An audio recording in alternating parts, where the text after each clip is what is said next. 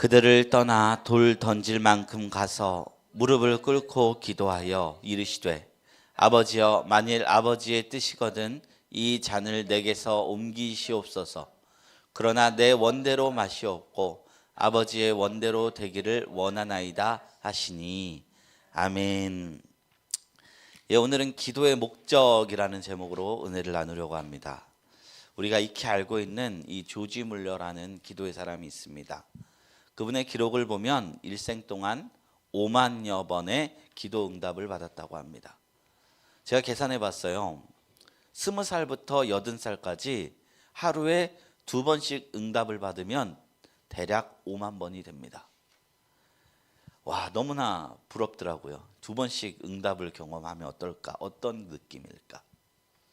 그의 삶을 보면요, 일생 동안 10,000명 이상의 고아를 먹여 살렸다고 합니다. 중국에 200만 권 이상의 성경을, 300만 권 이상의 신앙도서를 선교차 보냈다고 합니다. 10만 명의 주일학교 학생을 평생토록 교육했다고 합니다. 그래서요, 그를 잘 알지 못하는 사람들은 분명히 숨겨놓은 막대한 재산이 있을 것이라고 수군거렸다고 합니다. 조지 물러가 81세 때 신학교에 특강 강사로 초빙되어 갔습니다. 그때 신학생들이 돈 한 푼 없이 어떻게 일생 동안 그렇게 넘치도록 받아 일할 수 있었는지 그 비결을 말해달라고 물었습니다. 그는 앉아있던 의자에 일어나서 무릎을 꿇고 의자에 팔을 기대고 기도하는 모습을 보인 다음 이것이 나의 비결입니다 라고 말했다는 유명한 일화가 전해지고 있습니다. 어쩜 그렇게 똑같은 기도를 하는데도 그분은 놀라운 응답을 받으면서 살았을까? 한편으로 부럽기도 합니다. 하나님의 자녀가 세상에서 누릴 수 있는 축복들이 여러 가지가 있겠지만 그 중에서 기도가 있습니다. 하나님 앞에 기도할 수 있는 사람이 되었다는 것, 그 기도의 응답을 누릴 수 있는 사람이 되었다는 것, 이것만큼 자랑스러운 일이 어디 있겠습니까? 모르긴 몰라도 돌이켜보면 우리의 삶의 모습은요, 우리가 하나님께 올려드렸던 기도의 열매들로 채워져 있는 것을 발견하게 돼요. 가끔은 부정할 수 없을 만큼 디테일하게 하나님이 들어주실 때가 있어요. 제가 지금 당장 생각이 나는 게 있다면, 제가 개척교회를 이제 시작할 당시에 하나님 앞에 기도했던 게 있어요. 하나님, 성도 많이 보내주세요. 그 기도할 걸. 그때 어떤 기도했냐면, 하나님, 천장 높은 교회 허락해 주세요. 기도했어요. 높지 않습니까? 저는 기도의 힘을 부정할 수 없습니다. 그런데 우리가 기도하는 것이 어려운 이유는 무엇일까요? 그것은 생각보다 내 소원이 잘 이루어지지 않는다는 것입니다. 때때로 기도는 역사를 일으키죠. 그러나 그에 못지않게 그냥 어디로 갔는지 모르게 사그러지는 경우도 꽤 있습니다. 하나님을 믿지 않는 한 남자가 있었습니다. 이제 직장을 그만두고 사업을 시작했는데 교회를 열심히 나가는 아내에게 말했습니다. 이제 내가 복을 받아야 하니까 당신 기도해달라. 그래서 아내가 열심히 기도했대요. 그런데 남편의 사업이 무너져 버렸어요. 그러자마자 남자는 실망과 화를 담아서 아내에게 오늘부터 교회 가지 말라라고 말했답니다. 우리가 기도에 대해서 오해가 있으면 이런 비슷한 경험을 하게 됩니다. 이루어지지 않는 기도로 인해서 하나님에게 실망해 버려서 기도에 대한 동기가 사라져 버리고 만다는 거예요. 그것은요, 우리가 기도에 대해서 기대하는 것이 오직 소원 성취의 영역에서 넘어가지 못하기 때문일런지 모릅니다. 소원 성취를 위한 기도만을 하게 된다면요, 우리는 기도의 본질을 오해하게 된다는 거예요. 기도의 본질은 대화입니다. 하나님과 나와의 소통입니다. 존 오토라는 종교학자가 있었습니다. 그는 하나님을 가르쳐 그렇게 정의하더라고요. 신은 절대적 타자이다. 인간과 같은 것이 단 하나도 없다. 인간과 본질적으로 다른 존재다라는 것을 표현한 것이에요. 이게 기독교적 표현은 아닙니다만 그 사람의 표현대로라면 그 절대 타자이신 하나님과 소통할 수 있는 유일한 방법이 기도라는 겁니다. 우리가 친구를 사귀게 되면 좋든 싫든 관계 속에서 영향받습니다. 좋은 친구의 경우 오랜 시간 대화하면 그 속에서 지지도 받고 위로도 받고 유익도 얻곤 합니다. 이게 관계의 힘이라는 거예요. 그런데 이 세상의 창조주이시며 지혜가 무궁하신 하나님과 소통할 수 있는 유익이 얼마나 클까요? 단순히 소원 이루어주는 수준을 넘어서 우리를 하나님의 사람으로까지 만들어줄 수 있는 것이 기도에 있다는 거예요. 이걸 기대하면 우리는 기도를 통해서 실망치 않게 된다는 것입니다. 우리는 기도함으로 세상을 이길 수 있는 힘을 얻고 평강을 얻게 된다는 것입니다. 오늘 본문 말씀에서는 예수님께서 기도하는 자가 받을 수 있는 가장 큰 유익을 우리에게 보여주고 있습니다. 오늘 기도는 냉정히 말하면 거절받으신 기도예요. 그런데요, 이 거절받으신 기도를 통해서 예수님은 마음의 변화를 얻으셨습니다. 마음이라는 것은 너무나 솔직한 영역이기 때문에 옳고 그름의 문제로 우리가 바뀌지 않아요. 쉽사리 바뀌지 않아요. 제가 이번 주 금요일 날 긴장해서 못한 얘기가 있었어요. 청주에 내려가서 사랑하라는 내용으로 말씀을 나누었는데 제가 다시 들어보니까 당위성만 얘기했더라고요. 해야 된다, 해야 된다. 하나님이 사랑하라 하셨으니 우린 사랑해야 한다는 내용을 그냥 40분간 한 거예요. 정말 신앙인이라면 이 메시지가 틀렸다고 말하는 사람은 없을 것입니다. 근데 문제가 있죠. 당위성만으로는 내가 변치 않는다는 사실입니다. 동의는 할 수 있죠. 그러나 동의하고 난 뒤 당장 나의 경쟁자를 눈앞에서 만나게 되었을 때, 나에게 낭패와 상처를 준 사람을 다시금 내 눈앞에 맞닥뜨리게 될 때, 그때는 우리가 쉽사리 사랑하자는 결정을 하는 것이 너무나도 어려운 일, 어떤 측면에서는 내가 죽어도 못하겠다 하는 일이 될 수도 있다는 것입니다. 예수님도 그러하셨습니다. 겟세마네 동산에 올라가 자신이 처할 운명을 바라보며 괴로워하셨습니다. 이제 내일이 되면 나는 모진 매를 맞고 제자들의 배신을 겪으며 사람들의 조롱 속에서 십자가를 지게 되겠구나. 예수님 수준이 되어도 당위성만으로는 이게 극복이 안 되는 겁니다. 그 두려움 앞에서 예수님께서는 아버지 앞에 있는 그대로의 자신의 생각을 올려드립니다. 아버지여, 만일 아버지의 뜻이거든 이 잔을 내게서 옮기시옵소서. 이것이 기도의 본질이란 것입니다. 때때로 우리 연약함으로 하나님의 뜻을 헤아리기 어렵거든 우리는 굳이 억지로 그렇게 하겠습니다가 아니라 있는 모습 그대로 아뢰는 것입니다. 그 아뢰면요, 우리의 변화를, 마음의 변화를 일으킨다는 것입니다. 우리 수요일마다 제가 시편 강해를 하는데 62편쯤 되니까 제가 곤란함을 느낀 적이 있었어요. 내용이 너무 똑같은 거예요. 다윗이 하나님 괴롭습니다. 원수 죽여주시옵소서. 시편 3편부터 62편까지 계속 그 내용 반복인 거예요. 어쩌다가 하나님 감사합니다가 주제가 되면 그렇게 신날 수가 없어요. 다 저번 주랑 다른 얘기 해도 되겠구나라고요. 그렇게 탄식시를 많이 한다는 거예요. 다시 탄식할 때는 별말 다 합니다. 원수 죽여달라고 간구하기도 하고 그들의 자식을 돌에 메어 쳐주시옵소서 뭐 이런 말까지 합니다. 어렵다, 괴롭다, 인생의 안개와 같다, 별별 말을 다 합니다. 그런데 탄식시의 공통점이 있는데 그 시편의 마지막은 항상 찬양으로 끝이 난다는 거예요. 대표적인 탄식시 시편 13편의 경우 여호와여 언제까지니까로 시작해요. 나를 잊었습니까? 어떻게 하겠습니까?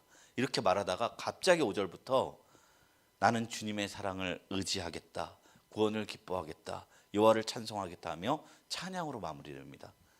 무슨 다른 사람이 시를 쓴 것 같아요. 중간에 갑자기 어떻게 그렇게 주제가 확 바뀌나. 이게 기도자의 모습이라는 것이죠. 이게 힘으로 능으로 되는 것이 아니라 기도 가운데 성령의 만지심의 열매라는 것입니다. 우리나라 순교사회의 거목이신 주기철 목사님이 계세요. 그분은 일제강점기에 일본인들이 한국의 국민정신을 없애기 위해서 신사참배를 강요했을 때 신사참배는 우생숭배이자 민족 정신을 말살하는 것이다라고 반대하시다가 고문을 받게 되시고 순교하게 된 분이십니다. 한 번은 주기철 목사님을 따르는 교인들에게 순사들이 엄포를 했답니다. 신사참배를 하면 피투성이 된 주목사님을 옆에다 두고 살려줄 것이고, 반대하면 주목사를 못이 박힌 판위를 걷게 하겠다 공언을 했습니다. 그러니 몇몇의 사람들이 그 피투성이 된 목사님을 너무 긍휼히 여긴 나머지 목사님을 살리기 위해 울며 심사참배를 하러 갑니다. 그때 피투성이가 된 주기철 목사님은 말합니다. 여러분, 나 주기철을 생각하지 마십시오. 오직 주님이 십자가를 바라보면서 주님과 여러분께 굳게 다짐한 것을 지키시기 바랍니다. 그리고 주 목사님이 자원해서 그 못이 박힌 판위를 걸었답니다. 성도들이 신사참배할까 봐. 고문으로 사지가 피투성이가 되어서 유언도 제대로 남기지 못했습니다.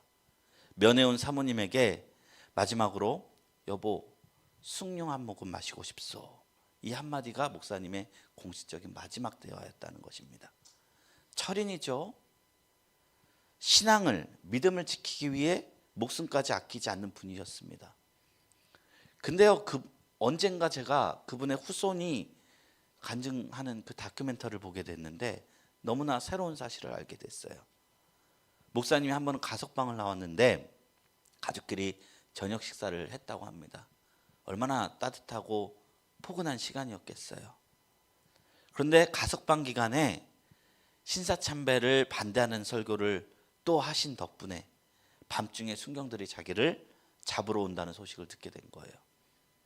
그때 주 목사님이 식사를 하시러 든 숟갈을 벌벌벌벌 떨면서 그 고문이 두려워 식사를 하지 못했다는 말을 하셨습니다. 그가 철인 같은 마음으로 이것을 감당하지 않았다는 거죠. 그 떨리는 손을 굳게 쥐고 하나님의 뜻을 구했기 때문에 그 두려움이 변했고 그토록 당당하고 떳떳하게 모지를 걸어가는 위대한 신앙인으로 굳게 서신 것입니다. 오늘 본문 말씀에서 예수님께서도 그렇습니다. 두려움을 직면하셨습니다. 아버지여, 만일 아버지의 뜻이거든 이 잔을 내게서 옮기시옵소서라고 탄원했지만 결국에는 나의 원대로 마옵시고 아버지의 원대로 되기를 원하나이다 라는 위대한 고백으로 이어지셨습니다. 기도의 목적은 이곳에 있습니다. 하나님의 뜻이 나의 뜻이 되는 과정이라는 것입니다. 우리의 연약함과 죄성이 그 안에서 극복이 될 수 있습니다. 우리를 더 하나님의 성품으로 만들어줍니다. 그러니까 내 소원이 아니라 주권을 하나님께 넘겨드리는 기도는 옳고 그름의 문제로 결코 바뀌지 않는 우리의 성품과 기질을 변화시키는 기적적인 일을 만들어낸다는 것입니다.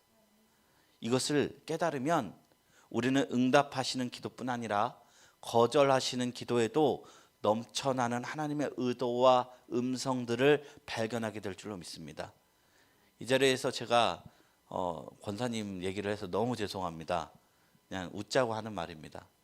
권사님이 농담처럼 하시는 말이 있어요. 하나님 써도 없어지지 않는 재산을 주시옵소서라는 기도를 한대요. 분명히 성경에는 돈을 사랑함이 일망함의 뿌리가 되는 부하려 하는 자는 온갖 올무와 시험에 빠져. 어쩜 저렇게 하나님의 뜻으로 안 구할까라는 생각을 제가 한 적이 있었어요. 비판하려고 하는 거 아닙니다. 있는 그대로 하는 게 맞는 거니까.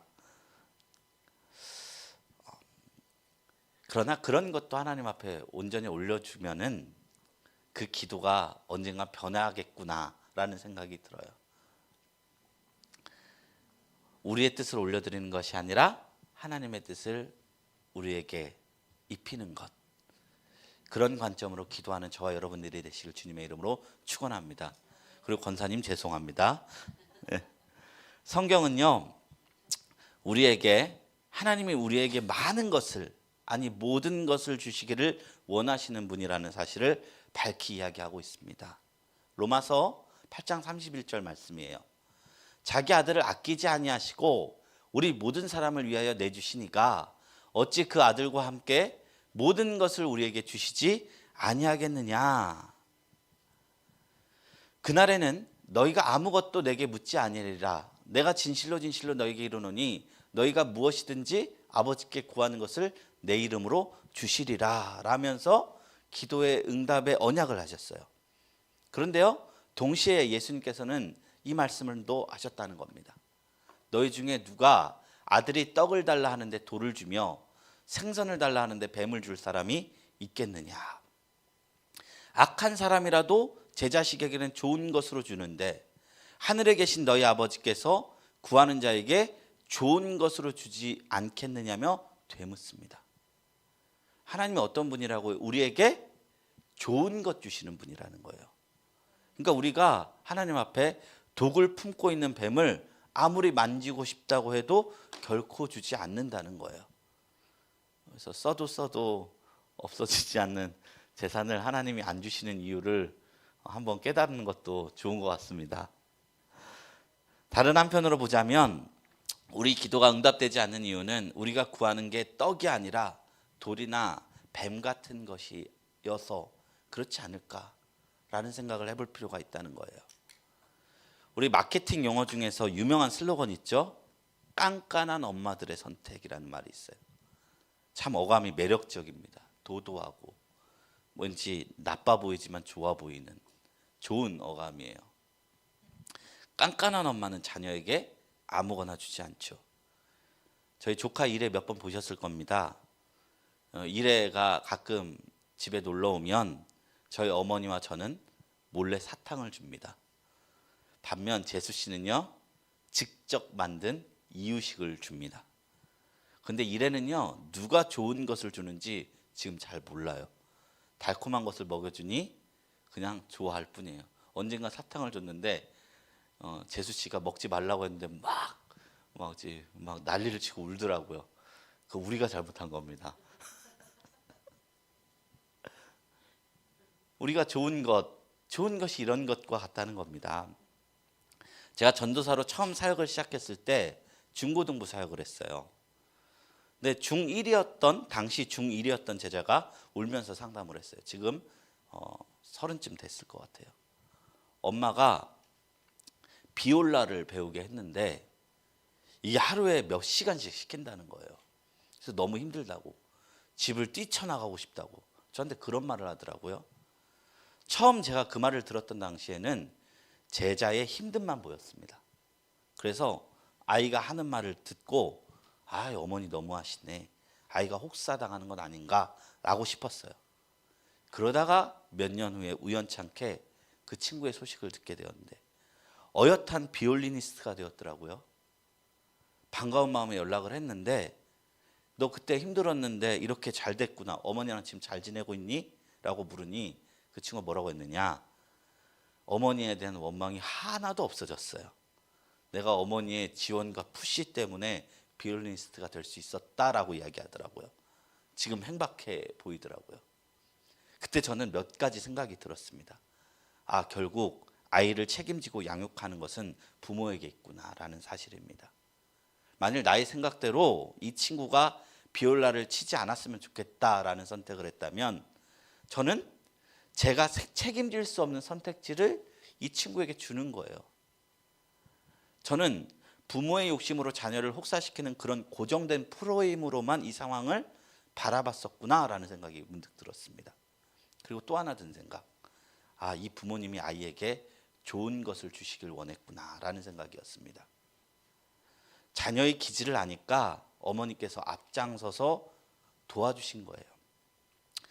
제가 봐도 뜨문뜨문 보는 제 눈에도 그 아이가 뚝심 있고 인내심이 있는 애가 있어요. 뭐 하나 하면 그냥 오래 해요. 그러니까 어머니 입장에서는 더 잘 보였겠죠. 그리고 재능도 알고 있었겠죠. 그러니까 가르치면 되겠다 싶었던 것이죠. 가르쳐도 안 될 것 같으면 어머니도 안 했을 거라 믿습니다. 그러니 그 과정에서 좋은 것, 연습할 수 있는 태도를 자녀에게 요구하신 것입니다. 다 그런 것은 아니지만 하나님이 우리에게 주시는 좋은 것들은 당시에는 좋지 않아 보이는 것들이 몇 가지가 있어요. 복인데 마치 화처럼 보이는 것들이 있어요. 근데 우리가 그때마다 기억해야 할 점은 우리 하나님은 너무나 좋으신 분이시고 우리를 잘 알고 계시는 분이라는 사실입니다. 우리의 그릇대로 기도를 응답해 주십니다. 그것을 믿고 기도하면 언젠가 우리는 그 안 좋아 보였던 좋은 것들이 해석되는 날이 오고 그 모든 것 가운데 하나님이 심겨둔 좋은 것들을 발견할 수 있을 줄로 믿습니다. 응답은 물론이거니와 거절하심, 침묵하심 모든 것을 통해서 우리는 더 좋은 그리스도인이 되어갈 것입니다. 하나님의 선하신 뜻을 신뢰하는 저와 여러분들이 되시기를 주님의 이름으로 축원합니다.